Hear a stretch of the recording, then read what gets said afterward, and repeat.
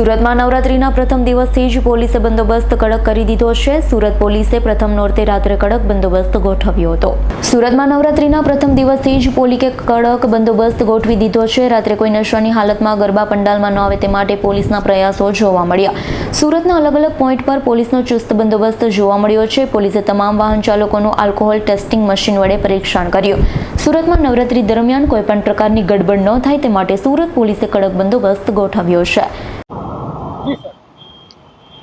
આજે નવરાત્રી પર્વનો પ્રથમ દિવસ છે, પ્રથમ નોરતા છે અને નવરાત્રી દરમિયાન સુરત શહેરમાં કાયદો અને વ્યવસ્થાની પરિસ્થિતિ જળવાઈ રહે અને સુચારુ રૂપે પ્રસંગ પરિપૂર્ણ થાય અને બધા ખેલૈયાઓ, ગરબા રસિકો અને ભક્તજનો અને સુખ શાંતિ અને સલામતી જળવાઈ રહે તે હેતુથી સુરત પોલીસ દ્વારા નવરાત્રીના પર્વ દરમિયાન અમારી સી ટીમ છે, સી ટીમ દ્વારા ગરબાના સ્થળો છે, જાહેર સ્થળો જ્યાં નગરજનો એકઠા થતા હોય અને ત્યાં આગળ કોઈ ન્યુસન્સ તત્વો દ્વારા કોઈ ન્યુસન્સ ફેલાવવામાં ના આવે અથવા તો કોઈ એવું અટકચાળું કરવામાં ના આવે તે અર્થે અમારી સી ટીમ સતત કાર્યરત છે।